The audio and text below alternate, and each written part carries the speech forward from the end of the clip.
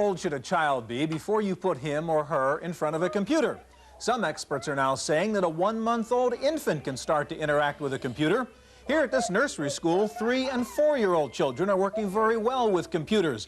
Indeed, sometimes it seems that children work better with computers than adults do. Today, we take a look at computers and kids on this edition of the Computer Chronicles.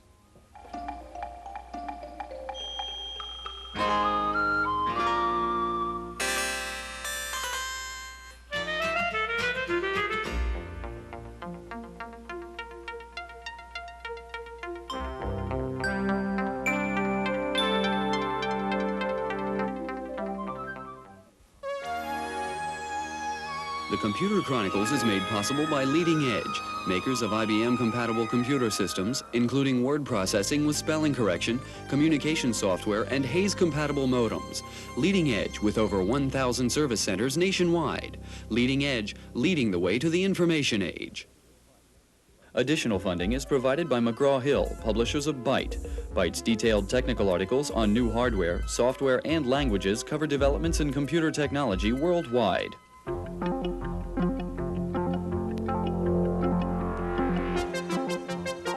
Welcome to the Computer Chronicles. I'm Stuart Chaffee, and with me this week is George Morrow. George, I've got some computer newsletters here. These are not written by Esther Dyson or Jan Lewis. These are written by a teenager in New York, and as it says on the masthead, this thing is called Kids Computer News, by kids, for kids. George, we're talking about children and computers today, and we've all seen the fascination that kids have with computers. Why is that, do you think? Well, I think for adults are convinced that computers are complicated, and they're really not. Children don't know any better and just kind of fall into it. It's interesting. When you're young, it's a lot easier to learn. Also, computers, people that deal with them usually end up making some mistakes. Adults hate to make mistakes. Kids are always making mistakes, and making a mistake with a computer isn't any different than having your mother tell you that you've left your shoes on the floor. So the environment, it's much more conducive for kids to learn about than adults. George, we're going to find out today. We're going to meet several very talented young children, young people who deal with computers and do some incredible things with computers. And we're going to start out by meeting Harold Sexton, a 15-year-old from Palo Alto, California. Duke Sexton is 16 years old. He's been using computers since junior high school, not just for games and homework, but for programming and hacking as well. He began with an Apple II, which he used to run his own bulletin board. But he quickly graduated to a Macintosh Plus, which he plans to use to publish his own magazine on computer security. Hacking and phreaking and everything in that area has been escalating for a while now, in the past 5 years, and corporations need help in that extent, and there aren't very many publications out that help in computer security. And so that's one of the main reasons I am putting out the magazine. Duke spends a lot of time in front of the keyboard. He attends a special high school that allows him to concentrate all his classes in the morning, leaving his afternoons free to work on his magazine. Duke's extracurricular life didn't always revolve around computers. He's a capable athlete and plays in a local rock band. But he admits that at least part of what makes computers appealing to his generation is the thrill of hacking. For the first people, I think that is what makes them very exciting, and the fact that you can, if like the Computer Underground got together, it could bring, a powerful situation or corporation or something like that to its knees and render it helpless. But I think that is part of the excitement. Duke hopes to make his career in new computer applications, especially in the fields of biotechnology and robotics for artificial limbs. While Duke has his school to thank for his early interest in computers, he thinks that a lot of other students are scared off by the way the technology is presented. They always say, well, the computer is infallible, but it's the programmer that, causes all the trouble. And that frightens, I think, some students away from it, because when they do make an error, they're going, oh my gosh, how could this happen to me?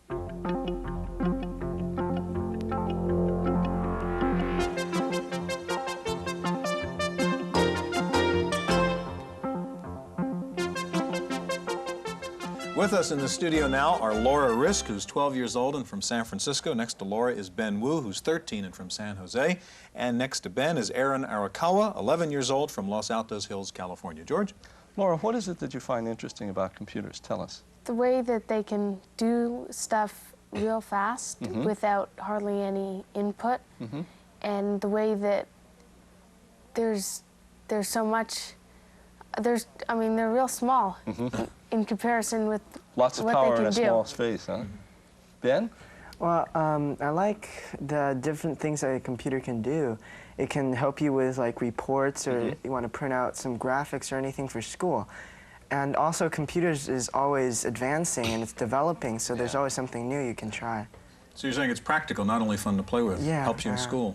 Aaron, why do you like computers?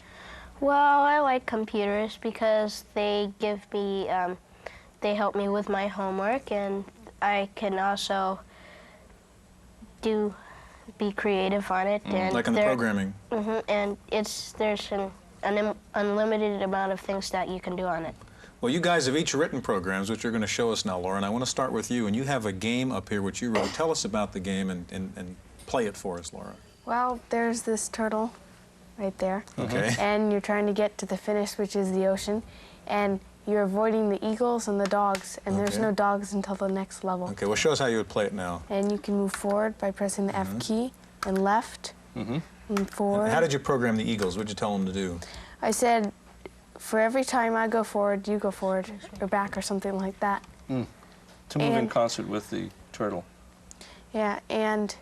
Okay, show us how, would the turtle get caught? Can you show us how a turtle would get caught by an eagle in that game? Okay. So you can see every time you do a turtle move, your eagles each respond in a unique way, huh?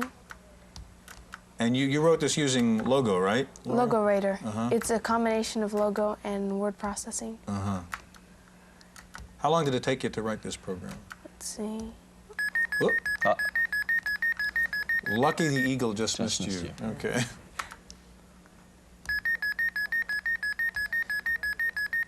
Did you do that? I want you to talk while you're doing that, if you can, Okay. Laura. Did you write this just for fun, or was it a challenge to Well- figure this out? Or was it a school project? I wrote it because I wanted to see if I could. Okay, that's a How good long enough did you reason. spend on it, Laura? About, see, now I just got caught. Yeah. About Okay. a week and a half or something. Did It's you- not done yet. I want to work on this. It had some bugs then, huh? Yeah, a lot. Ben, I want to ask you to take over the Apple if you can and get your program loaded up in a second. Okay. So could you sort of... Laura, is it fun finding those bugs? Yeah. Move over there. If you can take your disc out, Laura, and I want Ben to get his things up. What was your question, George? I've always found it fun finding bugs in programs, and I just wonder whether Laura found it fun also. Sometimes it's fun, but if it keeps coming up over and over, it's not. Yeah, it gets beginning frustrating, yeah. When you say you're going to improve the program, how are you going to improve it? You're still working Well, on it. I was thinking, if an eagle or a dog gets you, then there's this big picture of the turtle and the eagle reaching out and picking it up, or the Oh, dog. you're going to change the screen then to make it more Yeah. graphic when he gets caught. And also have it, when the turtle gets to the end, the picture of the turtle lying in the sun on the ocean beach. Ben, tell us what your program is here. What are you showing? All right. Oh, well, right here it just showed some randomly generated lines and dots. You know, just simple techniques in BASIC. So this program's written in BASIC? Yes, it's written in BASIC. And this display right here is not randomly generated, and it takes a lot longer time because you have to create it step by step. Now, this part of the program that I created, you can draw by using this joystick. And what it says is you hold down button 1 to draw and button 2 to change color. So what you do is you hold down this button 1 here, and you can draw lines or circles or anything you like. And you can hit button 2 to change color to the color you like. You can draw again. So it's a paint program. You're Yeah. a paint program The written in only- BASIC. Yes, Great. and the only drawback to it is that the joystick is really sensitive, so it wouldn't be able to draw very clearly. Maybe if you have a Koala pad, it might be able to work better. What's the next part of your program, Ben? All right, right here, by using one of these number keys, you can play a tune. So you've turned the number keys into a keyboard there. Yeah, just Okay. like a music keyboard. And I'll hit 0 to continue. Okay. All right, and music and graphics are some things that the computer is really good at, and it can also calculate with really great speed. And right now, it's going to have a combination of graphics and sounds, and what it's going to do first is going to introduce itself as the Apple IIe. And I used a program called SAM to talk. I changed it a bit, but since it doesn't have a speech synthesizer, it's going to be not so clear, but if you listen carefully, you should be able to hear it. Okay, is it about to come up? Yes. Okay, we'll listen for it. It's loading now, right? Okay, you Not bad. Okay. Now you have a more complicated graphics program coming, don't you? All right. Right here, it's just some different colored lines, and right now it's drawing some circles. Now, for some other computers, you would just type circle and you can draw it, but for the Apple II, you need to give it special equations so that it can do that. So you're having the machine calculate these equations as it draws a circle. And these are great circles on a sphere then, right? And it's going to appear to be a three-dimensional sphere. After this is drawn, it's going to have a three-note harmony, which should not be able to be created, but by playing notes really close together, makes a bubbly sound, but it still sounds like a harmony. Okay, and the Apple can't play three notes at the same time, right? But you tried it. Yeah, I tried it. Okay, we're going to hear it now? It's looking for the music. Ah, yeah.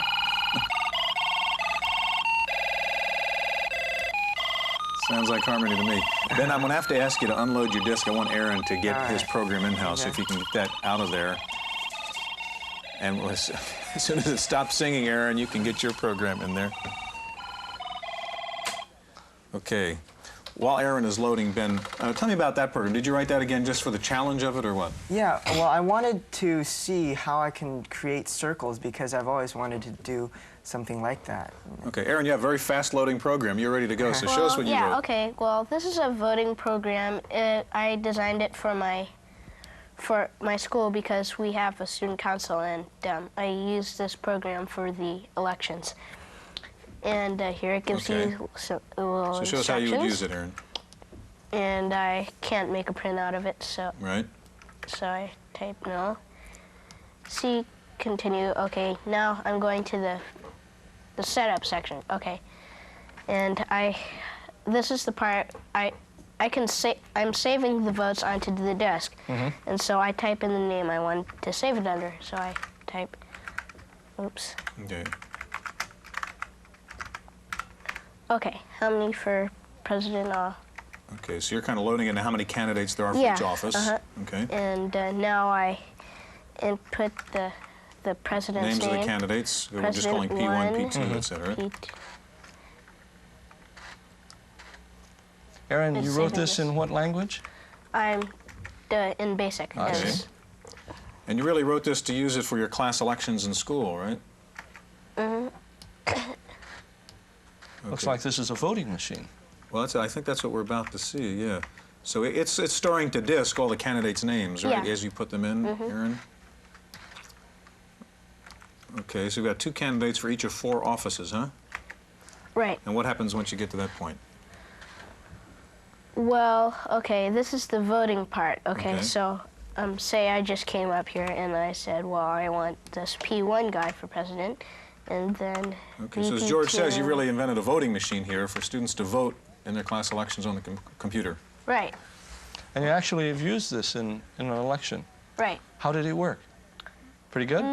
Yeah, except I kind of messed it up in one part because I used the same file name twice and wrote over the old file. You'll improve it. Guys, I'm sorry we have to move on. Now, lots of young people are involved in bulletin board systems, and we're going to meet a 13-year-old junior high school student now who runs his own board on his new Apple II GS. Wendy Woods has the report. Bill Bennett has a paper route every day after school, but that's where his similarity to most kids his age ends. The bundles of mail he gets each day tell you something about the importance and popularity of what Bill calls his hobby. Bill, at 13, runs a computer bulletin board on his Apple II GS. It's a 24-hour system with the largest number of discussion topics in the Bay Area. He put it together himself, and it all started 5 years ago when he was 8. My father bought, about 5 years ago, an Apple II Plus, and I just got interested in it through school. Our school was teaching us about how to use it, and, you know, it just seemed like an interesting thing, and if it's there, why not use it? Bill started with games, but the world opened to him when he got a modem. He was fascinated by the information he could get by calling local bulletin boards. That's when he decided to start his own. The information is now coming to me. Before it was coming, you know, I would have to go chase it down and call the local bulletin board systems or whatever and find it all out. But now it's coming and then it's being saved right here on my computer, and it's a lot more convenient. Also, I enjoy running it because on another bulletin board system, I can, you know, get my feelings out. And, you know, I can ask questions and everything, but I can't exactly run it how I want and put what I want on it and, you know, choose how it looks and everything. You can see how Bill got interested in computers. His dad has one he uses for business. And his little brother Steve inherited Bill's old Apple II. In fact, the only one without a computer at home is his mother, Jean. She says living with a computer addict is a challenge. It was quite an adjustment for someone who didn't even know what a computer was until it walked in when he was 8 years old. And he's a total addict. He really is. It's hard to get him out of his room for anything, whether it's dinner or, you know, anything. Since installing a second phone line for Bill's bulletin board, she says their home life is running smoother. But it's clear the family is proud of their whiz kid and can only wonder what kind of a career he's shaping for himself by this valuable computer experience. In case you'd like to call Bill's board, the number for Cat's Tail is area code 415-349-TAIL. How did he get the name for the board? Well, it's named after his favorite comic strip character, Bill the Cat. In San Mateo, California, for the Computer Chronicles, I'm Wendy Woods.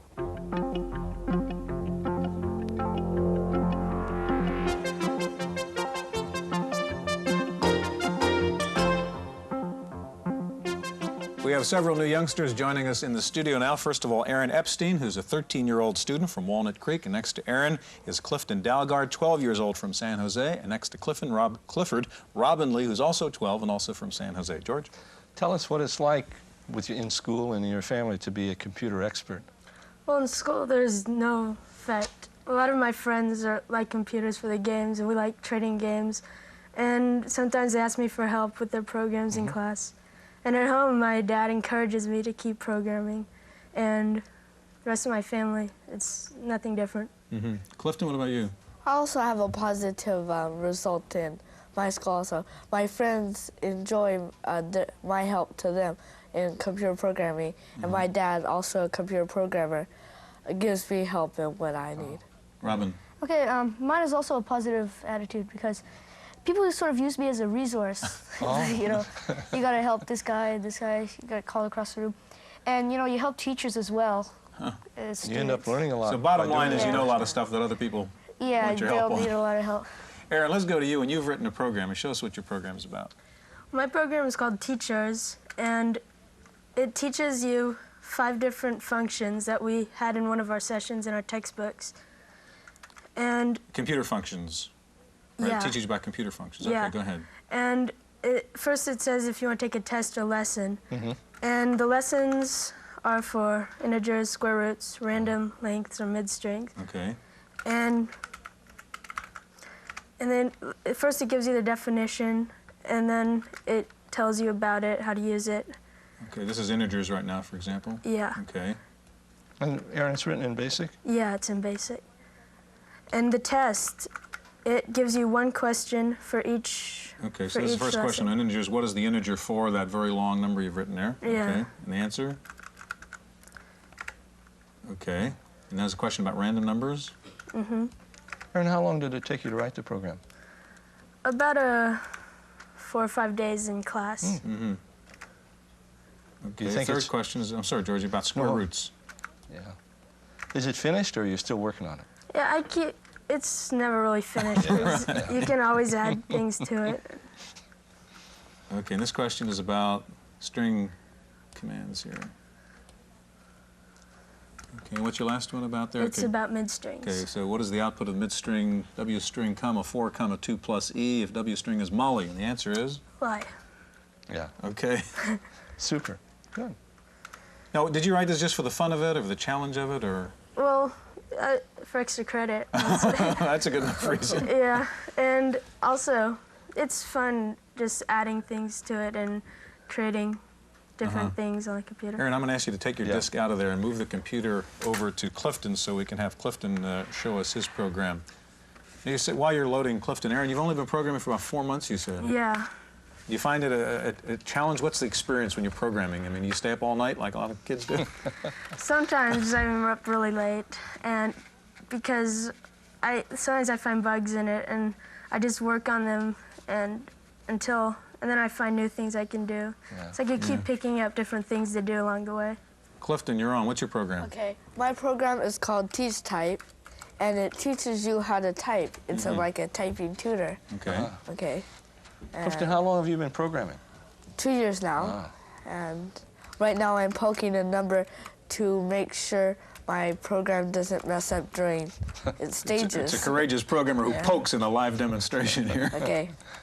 I have my title screen, and then it shows you a list of its lessons. And different keys to practice on? To practice on. And now I'm going to work on the home keys, which are the first 8 keys. It tells you where to position your keys, or what are the keys, and now it's telling you to type keys. And if I mess up, it'll tell you that's not right, and it'll record the number you get wrong. See, you got 1 stroke wrong. Now I'm going to try a drill, and my drill is random. It picks a letter in the home keys, and it tells you to type it. So the top line's generating a letter, and the second line you're typing it. Yeah, and what's hard about this, because most documents you write or type, you'll be able to see the wording. This one, it'll give you it instantly, so it's a challenge. Clifton, how long have you been working on this program? About 3 weeks now. Okay, now what happened just then? You got an answer? Okay, I finished, and this thing, my program has a clock running in it that records your time, and it told me I got 11 words per minute. Okay, so in that particular drill, you were going 11.4 words per minute. How about if you want to know how many errors you had made? Well, I'm adding that also, and what errors is X, and it'll tell me I made only 1 error. So Clifton, you did your own real-time clock then? Yeah. Good. Okay, I want to, Clifton, that's the idea. Move the computer over to Robin, and if you can boot your disk up, Robin, while you're doing that, Clifton, let me ask you again, did you do this just for the fun of it, or actually people you think will use this to learn how to type? Well, when I was making this program, I was in a typing elective, and I wanted to find a better way to teach how them to type, because... You use the computer to help you in your own work then? And then, so I was about to enter this into the typing class, so that's my principle, that the fellow that needs the program either writes it. That's right. Okay, Robin, tell us what your program is. Okay, what my program does, it teaches the user about positive and negative numbers.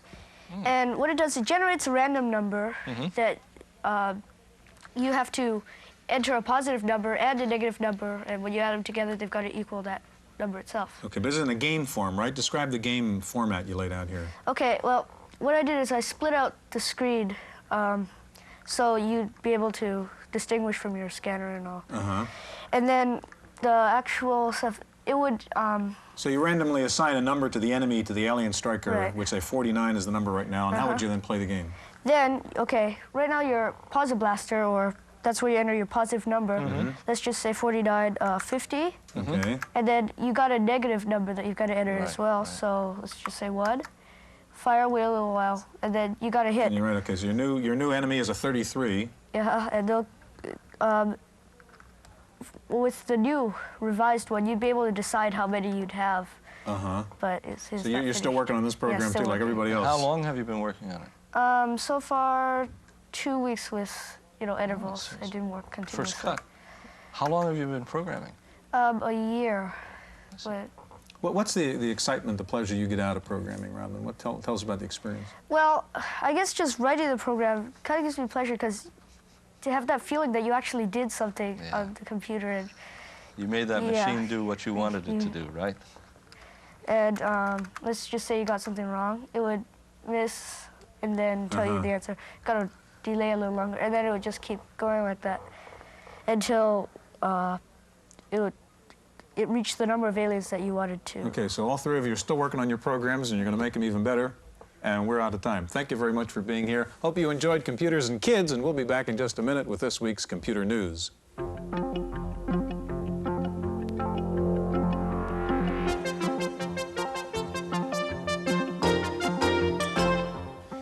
Random Access File this week, mixed reviews so far on the two new Macintosh computers. The lower-end new machine is the Mac SE. It's an upgrade of the Mac Plus and features one expansion slot and 2 drives. The expansion slot can take a new board from AST that will let you run MS-DOS software on the Mac SE. It's priced at $2,900 and up, and it's available now.